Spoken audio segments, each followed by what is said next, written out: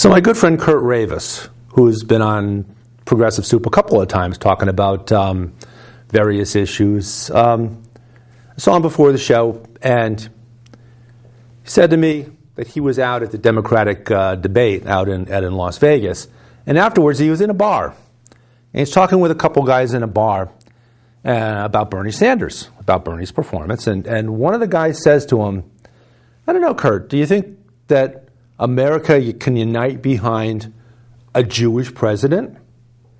And then the other guy chimes in, yeah, I don't know, Kurt, do you think America can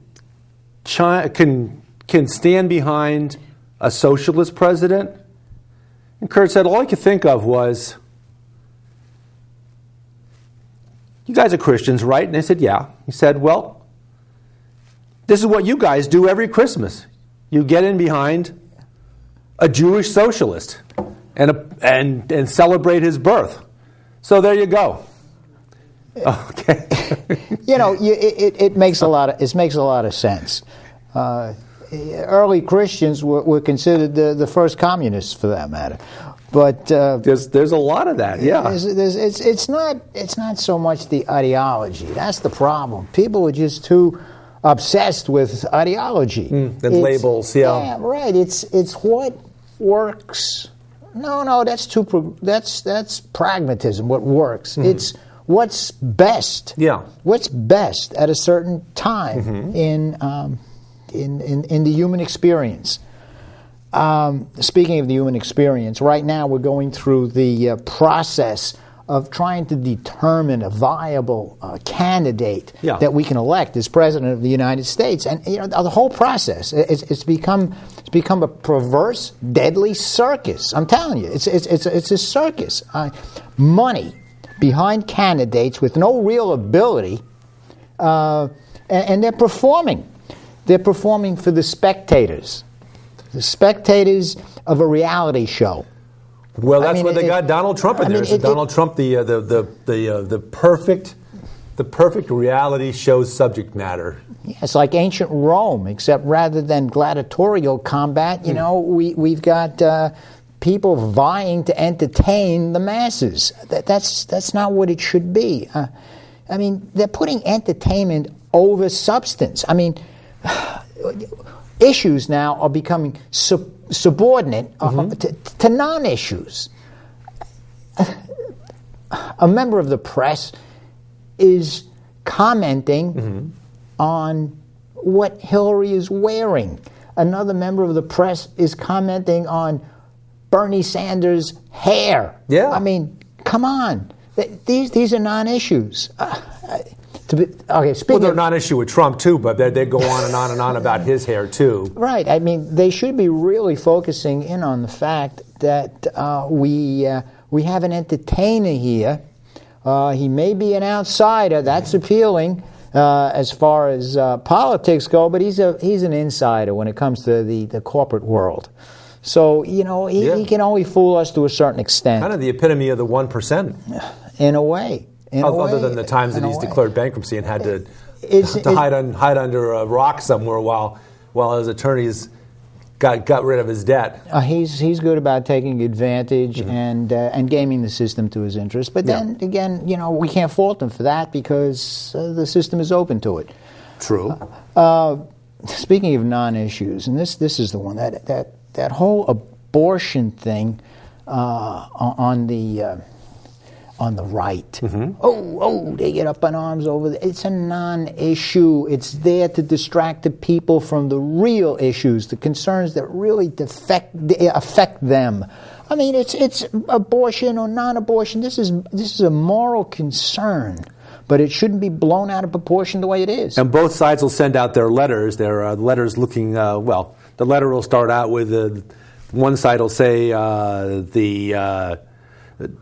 Karl Rove is out to take away your right to choose, and then or Jerry Falwell or whomever, and then the other side will come in and say, they want to murder kids, and the next line in the letter says, could you send some money, please? Of course, it's the fundraising letters. It's all And it really, or it's a distraction. It really is. The same thing, let's be honest, on the left. Okay, this whole gun control thing. Yep. They blow the thing out of proportion in the same fashion that the right has blown the abortion concern.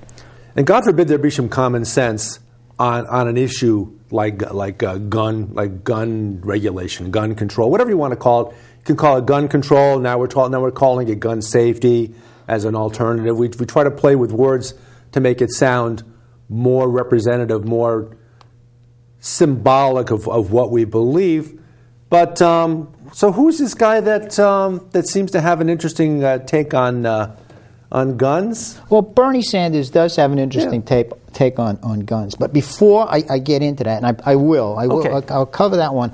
I just want to stick with this for another few seconds here, because these non-issues, all right, they keep the citizens uninformed of real concerns and needs that are really pertinent to the interest of the American people. Now, interesting enough, this is an interesting fact. It's that there are the media the media is keeping the people uninformed of a left-right alliance. And that left-right alliance, interesting, it's not being publicized. I mean, people on the left, okay? Yeah. The liberals, the progressives. Yep. People on the right, okay? The conservatives, the libertarians, okay? Believe it or not, there is a consensus among them. They all are concerned about health care. Yep. They're all concerned about crony capitalism, civil liberties. All right, there are people of color who are conservative, people of color who are liberal, that feel that the civil rights movement has to maintain momentum. Yep. Main Street interest over the Wall Street interest. This pervades both camps. And I've had a lot of folks over the years, and we've been on for about 6 years now, about 6 years now, a little over 6 years.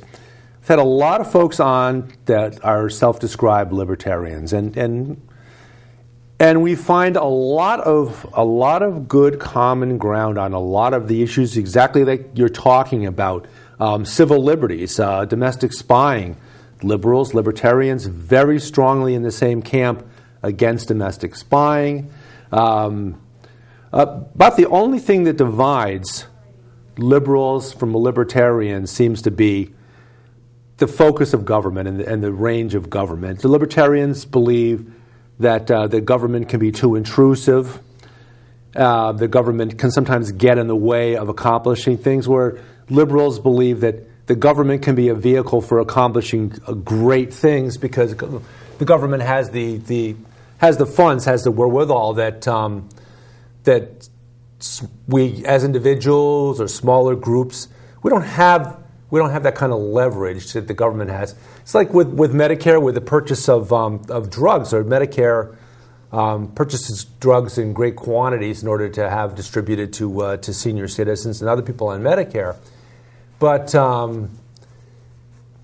as an individual, you don't have that kind of leverage. No, you don't.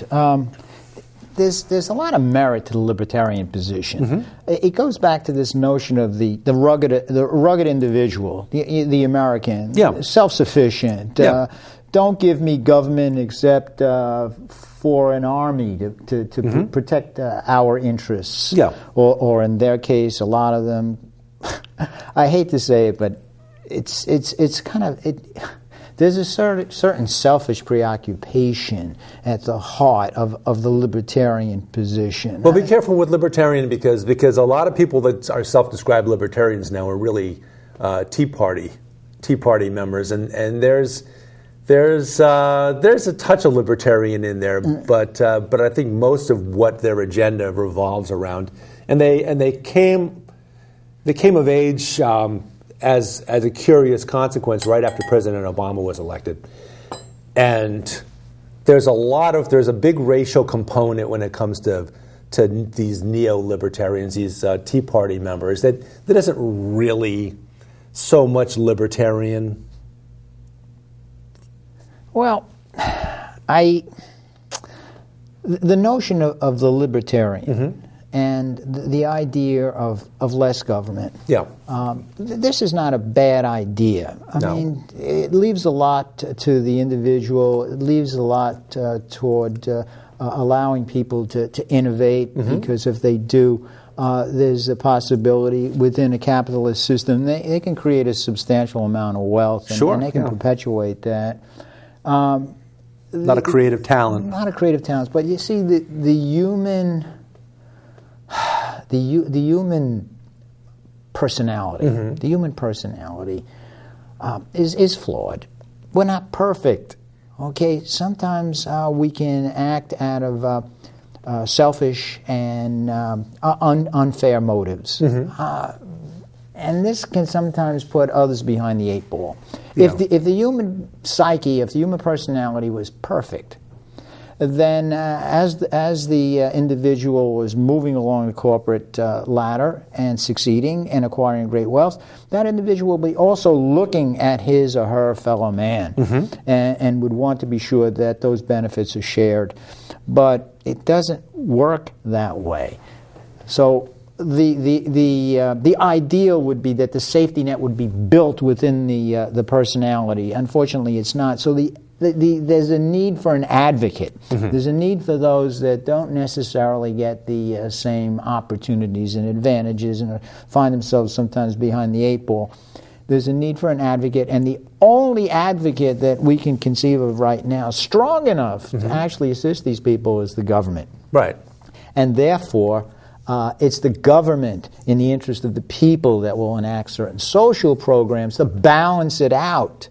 And a lot of libertarians could appreciate that on the one hand, but then on the other hand are skeptical as to whether or not those contributions will somehow or other affect their liberty and their ability to continue successfully in the society. You're right. The notion of we the people and that you need to have, well, we talk a lot about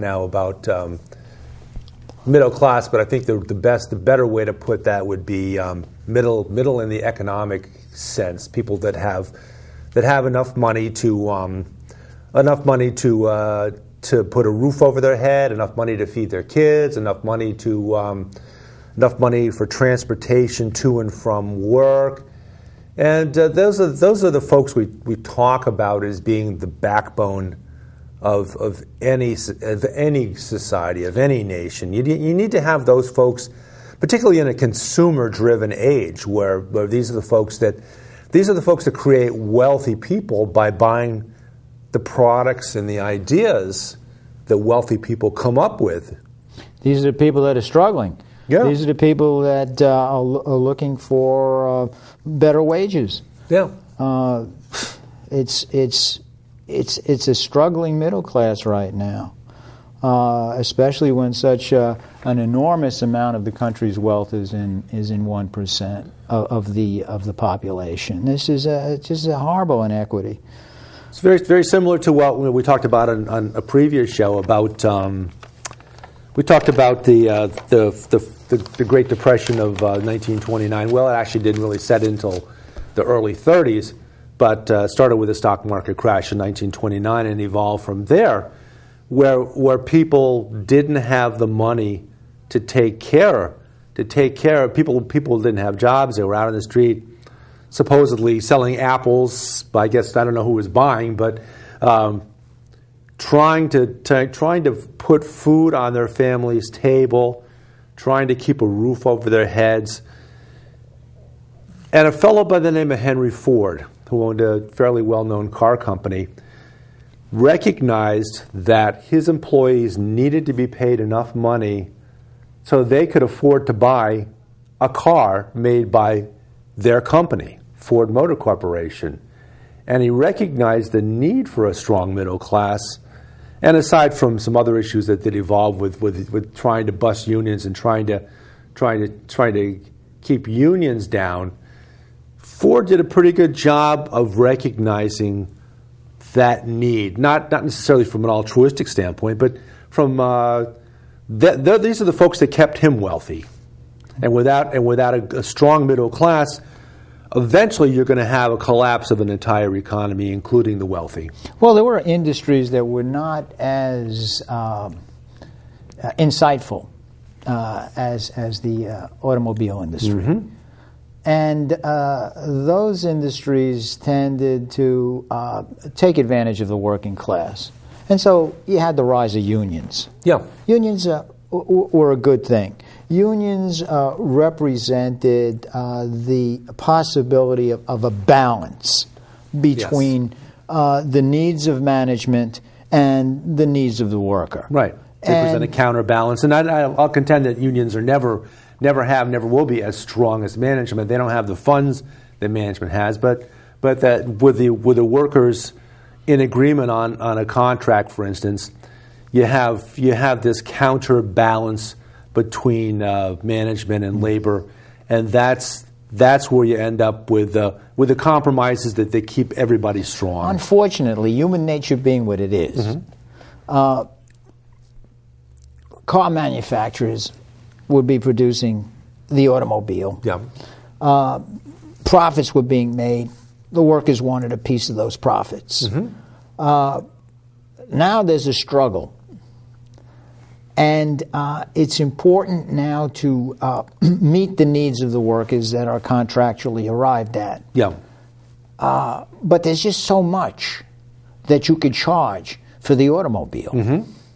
So rather than building a better automobile, the manufacturers decided to build an inferior automobile. Now, if you're aware of the automobile business, American cars in the 70s, you got that pretty much straight on. What happened was you had to cut mm-hmm. costs on the automobile so that your overhead was less. If your overhead was less, your mm-hmm. profits, in a sense, would be better, and both management and worker could be pulling in whatever they expected to get at the expense of the consumer, because the consumer now is getting an inferior car. Mm-hmm. So what happens is the foreign market starts to open up. The Japanese look at the automobile and they say, gee, we can make an automobile not as good as the American automobile, because they saw the inferiority there. We'll make a German car as mm-hmm. good as a German car. We'll sell it for less. Yeah. And all of a sudden, these foreign cars started to catch on with the American consumer, who was tired of being burned. Yeah. I mean, they tried to push buy in America, but you weren't really buying it in America, because even the American cars had a tremendous amount of foreign parts, foreign mm-hmm. car produced parts in them. And then assembled in the United States. Eventually assembled. Well, what's happening eventually was, hey, wait a minute now, there's a lot of cheap labor overseas. Well, we could be making a heck of a lot of money if we didn't have to pay workers. So management decides, what we need to do is put together some trade agreements, and we can manufacture our automobiles. We can outsource everything.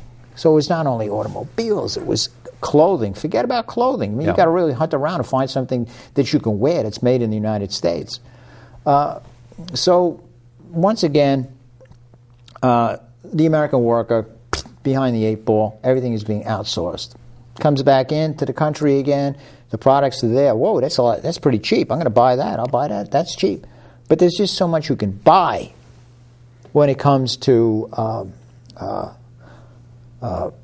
because your wages, you're not getting, there's an employment problem. Yeah. So you might be able to buy these cheap products that are being imported, but what are you going to do about food? Yeah. What are you going to do about medicine? So things are problematic. But you're right. You're right in that. Definitely, you need to have, and this beckons back to the notion of Ford Motor Corporation and Henry Ford's recognition that you needed to have wage earners in America that earned enough money to buy American-made goods. So when you have these products being made overseas, and some of the profit from those products stays out of our country or leaves our country, like in the case of Walmart, which is one of my pet peeves, because Walmart, they sell cheaper, but first of all they force the employees, at least the younger ones, have to go on publicly assisted housing and health care, which puts a burden on the rest of us. And they sell products that are made somewhere else overseas, made in for less money, but there's no money coming out of the creation of those products going back into our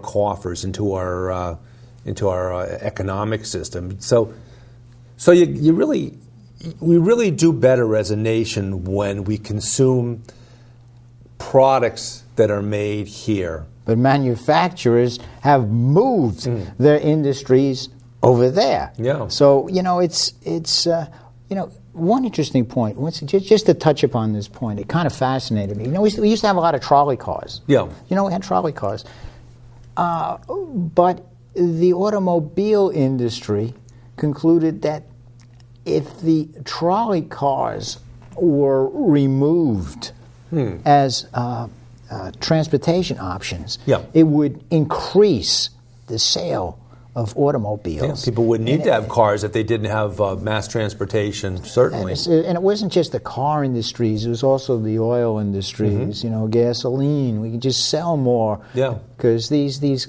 electric trolleys, they were in the way. Yeah. So you don't see too many of those anymore. I mean, as a kid, I used to ride on a trolley quite a bit. But it's not there anymore. So how does this lead us back to Bernie Sanders? Who is Bernie Sanders? Who is Bernie Sanders? Let me start off with who is Bernie Sanders. First, the guys at the next table, they're holding up a sign. I don't know where they got the idea. But they're holding up a sign that says, well, on the screen, of course, field to burn. That's our answer. But they're asking us, who the heck is this Bernie Sanders, and what does he have in his philosophy and in his methodology for doing things that'll benefit us more than other candidates? We're talking about things that occurred in the past. We touched upon the Depression. We touched upon Henry Ford. I mean, Bernie Sanders, he's been around a long time. I mean, he's seen the way the country has been moving. He's got insights that, a lot of times people just don't have because they haven't had the kind of experience that he's had. There's a fair amount of wisdom in his A tremendous amount of wisdom in that fellow. Now, number one, he fights for civil rights. I mean, he started in the 60s fighting for civil rights. It's just an interesting little aside. You talk about Barack Obama, the first black president of the United States. Yes. Bernie Sanders, possibly the first non-Christian president in the United States history. That says something, about how enlightened the American people can be. As they can somehow or other get beyond ethnic and religious labels and reach the man. It does speak to the greatness of America, certainly, and I've heard Bernie speak about this and about the greatness of America.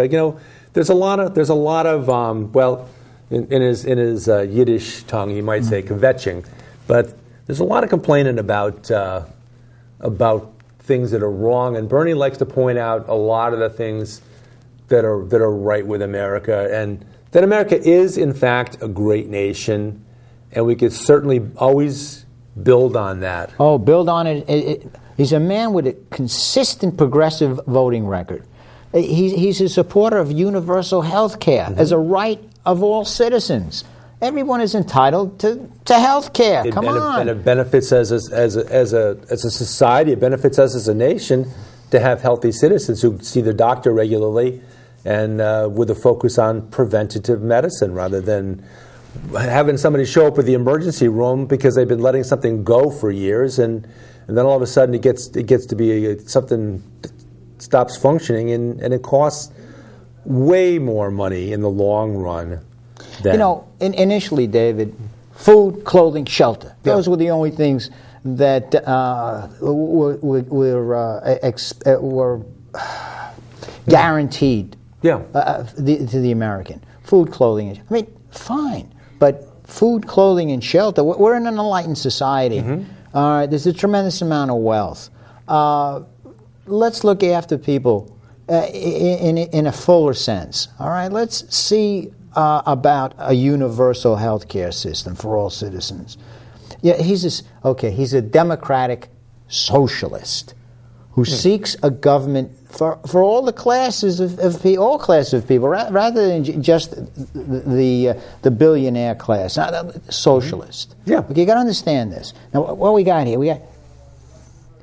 Dave, we got cold chicken soup. Cold chicken soup in this bowl. Take our word for it. All right, you got cold chicken soup in the bowl. Now, not only that, David. Yeah. Okay. I tasted it before. It's a little salty. Quick point that a reference, if you, of course, on YouTube, Facebook, Progressive Soup, Facebook, YouTube, Kristen 40, Kristin 40 on Facebook. Co-host and I, Emily Volpentesta, co-host Emily Volpentesta and I have had discussions about socialism in other countries, Italy, where she has dual citizenship in the United States. Well, we're going to come back. Don't go anywhere yet. Guys, order something. But in the meanwhile, hang around. And we're going to talk a little bit more about this. It's been Progressive Soup. I'm David Stevenson. My esteemed guest, Joe Niola. Thank you. And we'll be back. Thanks.